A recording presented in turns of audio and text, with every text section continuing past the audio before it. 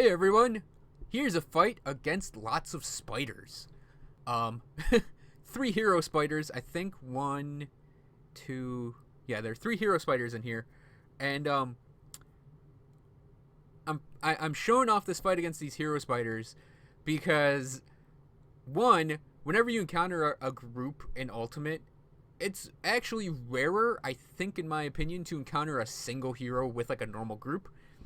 And it's a little more common to encounter like a bunch of heroes in a group. So you see I knocked that spider against the wall and then it got up. So this video is also to show that Kalidor's Tempest is extremely powerful in Ultimate because it can knock down, as can, Blitz, and I think Blade Arc is another good knockdown ability. And you can't knock this spider down. I think it's because it might be because he's that uniquely named, or because he's shielded, or he or she is that uniquely named or shielded, but and gone. But being able to knock a lot of enemies down is actually really powerful in Ultimate. It's great against like the spiders there. It's great against Cronley's guys. It's awesome because you can just keep knocking them down. If you use like alternate Blitz and Kalidor's Tempest, you can just knock them down, like throw them into a wall, beat the crap out of them, throw them back into the wall, beat the crap out of them, throw them back into the wall, beat the crap out of them. And it's just a really awesome way to control the battlefield when you can't freeze or stun enemies. You might be able to knock them down. Now, obviously, this doesn't work against everyone. So Ravadar the Corrupted here, I should say Ravadar Corrupted. This guy, I can't obviously knock him down with Kalidor's Tempest, and because he's a hero, you can't freeze him or stun him, so, I mean, you just beat the crap out of him then. So as I was progressing to take the Burrwitch Rift, I encountered yet another hero group. In this case, it was Eyeballs. So, yeah, I fought Eyeballs, and, oh, Furies are rough in Ultimate. Like, everything's rough in Ultimate, but Furies, ugh. I mean, they're really bad when you first start the game. If you encounter one, they can hit you once and just restore all their health. And, I mean, they get less and less bad as you go on, and even in higher difficulties, they're still not as bad as that sort of initial encounter you have with Furies. But, I said Furies, not Furries. Yeah, it's still pretty rough to encounter them, even though you can kind of take them out quickly in Ultimate. So, yeah, here's the, another example of sort of chain knocking down things. Is it this guy? Well, at least the previous Eyeball, I did chain knock him down a bunch. There we go. There's a knockdown. And I blitzed to keep up with his Eyeball falling down. Boop. So yeah, it's pretty easy to like really kind of take advantage of things that are knockdownable when they're heroes. And that was a paranoia portal because like this fight could easily go very badly. And I don't remember it going very badly. But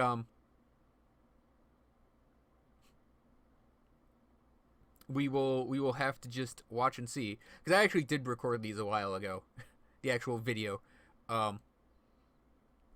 So yeah, the first 2 waves are fine because they're just normal enemies. It's this third wave here where it's like, oh no. Wait a second. Is that Eldinar is this guy? I'm pointing at the screen like everyone can see me point. Is he Eldinar?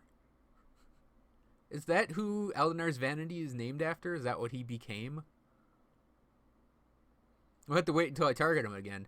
I don't think I ever noticed that before. Until actually sitting and actually watching the game being played. Because, I mean, I hardly actually watch Grim Dawn videos. Oh, it is Eldinar! Look at that! That's where Eldinar's Vanity comes from, is this guy. And actually, we basically killed these two through, like, attrition damage almost. Just the AoEs from the Battle Mage just killed all these guys. Yeah, so that was Eldinar. That's pretty neat. He is a random spawn sometimes, and I don't remember if... Oh yeah, that landed on the wall. And I don't remember if Eldinar... I think he can just spawn anywhere that those guys can come from. So that was Burrwitch Riftgate being taken. And I'm running in here to grab the cultist orders so I can go and confront Dyreni. Again, it's one of those quests where you can get very easily and quickly get a second chunk of experience just for doing.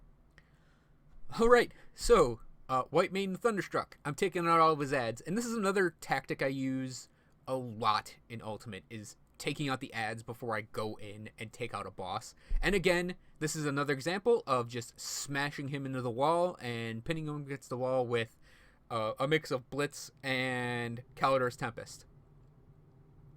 So we are going into the Festering Lair here, because I don't actually think I've ever been here on camera.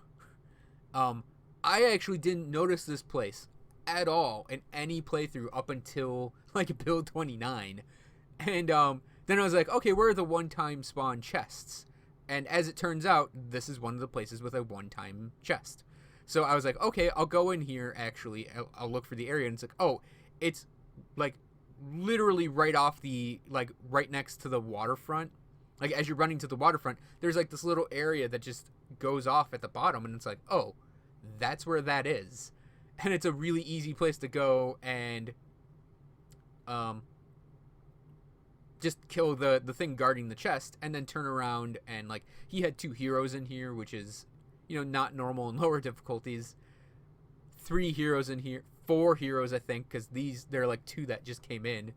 But yeah, it's a pretty standard like lair with damage spots. Like there's sort of like a lot of poison on the ground in here. And like I'm kind of hurting, and I'm running away because I want my potion recharged a bit before I go after these guys. But again, I believe I'm using the Let's Kalidor's Tempest and knock everything back strategy a little bit again. And I am planning on doing a Secrets of Grim Dawn video where I go in all of the like side areas and point out all of the cool hidden things, and this would be amongst them. So actually, what's funny is this is my first also Empowered Mantle of the Weeping Eye, and the 2 characters that could really use it like have better things, so they can't appreciate actually having an Empowered Mantle of the Weeping Eye.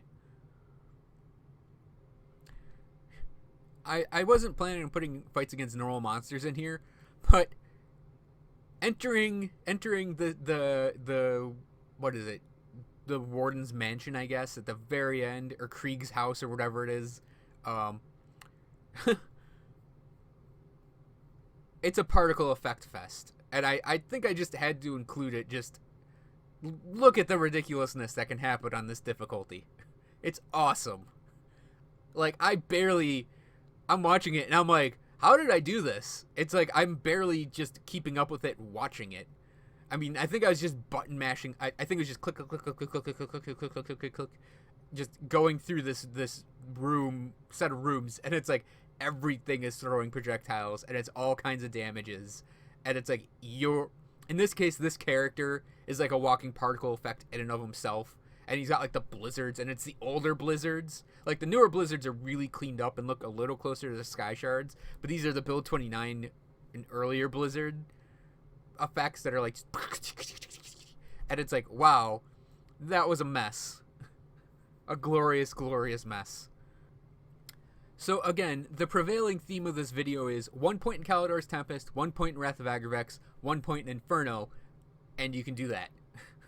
So Bloodclaw here, like, see, you just knock him up against the wall, and then just throw out Kalidor's Tempests, and, you know, he'll stay there.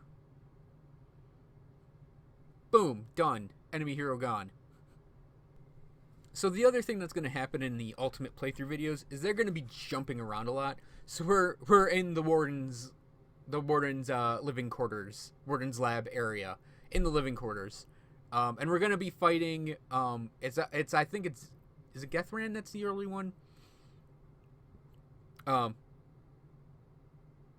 So yeah, we're going to be including that little hero fight.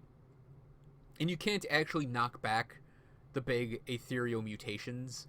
So it's actually going to be a more legitimate hero fight than, like, slapping thing. Yeah, Gethrand is the first one. So Gethrand the Betrayed. Like, we're not like exploding him against the wall repeatedly. But still, he doesn't like mess us up mess us up a lot. Some of the enemy heroes, especially early on, don't really do a lot in ultimate difficulty. I think in all of my characters, I actually have a harder time managing yellow mobs, yellow named monsters, than I do handling enemy heroes. Especially things like Chthonic Devourers. Like those, if a couple of them run up to like my Aether Ray guy, they'll chomp him really, really hard. Or like Chthonic Harbingers are another one that's a really, really difficult yellow mob to deal with.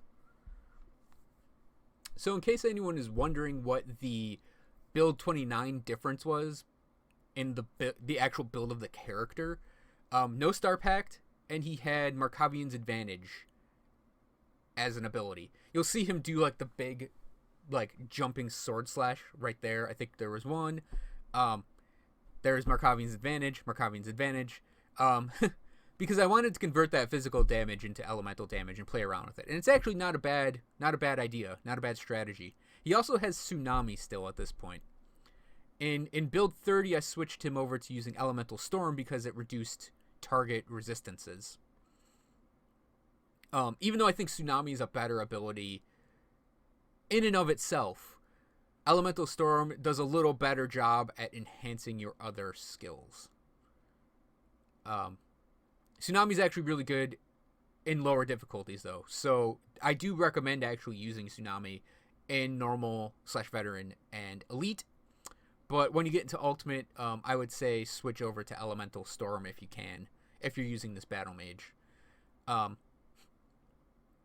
And again, I was kind of like including this because it turns into a wonderful cacophony of particles. And then we also get to fight Zambrant and the Warden himself. But first things first is I always take out like the side groupings of enemies, because getting swarmed I actually think is worse than fighting a single monster in this game. So yeah, Zambrant here goes down about as fast as Gethrand did. These two aren't that tough to begin with. I mean, in all honesty, they're basically reanimators, just with extra things they can occasionally do. Like he has the lightning orb, and I think Gethrand has like a flame aura thing. But yep, we're going into the ultimate Warden, and I don't remember him being anything really, really strong, like really, really tough. I mean, I don't want to sound arrogant about it, but yeah, like Cronley was a pain in Ultimate. Some later enemies that shall remain nameless until we actually get a little further in this, they were tough. Warden Krieg is kind of like, he's definitely not a pushover, because I almost died there, but he's definitely on like the easier side of the spread. The enemy damage difficulty spread. And like I think the fact that I had to deal with like the rotting soldiers coming after me was like a little more difficult than dealing with himself. And I probably should have let myself heal all the way there. The big thing about the Warden is he's all stuns. Like that big wave he does there is a stun. His Nova is a stun. The big ability damage-wise you want to watch out for is his crossbow shot. And you won't see it a lot in this video because I'm going to be in melee. But my Aether Ray guy had a real problem with that ability. Because it's like 3 shots, and you basically have to watch for him to raise his crossbow arm before he does the shot so you can get moving, or else they will actually hit you. But yeah, the Aether Ray guy is like sitting there and channeling, and it's like he has to stop his channel and get moving before those shots come in, and it was really hard to deal with actually. And I don't remember if I run away at all and have to deal with them, but Yeah, that's to me that's his biggest, most difficult thing to deal with. It's the same thing with like the it's like Captain Ludovic or whatever. No, Ludovic is a Magic the Gathering character, I think. Lucian, I think he is. The captain that gets corrupted later on and is basically a similar fight to this. He has a cannon arm that's also sort of his difficult thing to deal with. So I guess I'm not having to run away from Warden Krieg here, but yeah. Warden Krieg, if you have good physical resistance / shield and good Aether resistance, he's actually not that difficult to deal with. He just stuns a lot.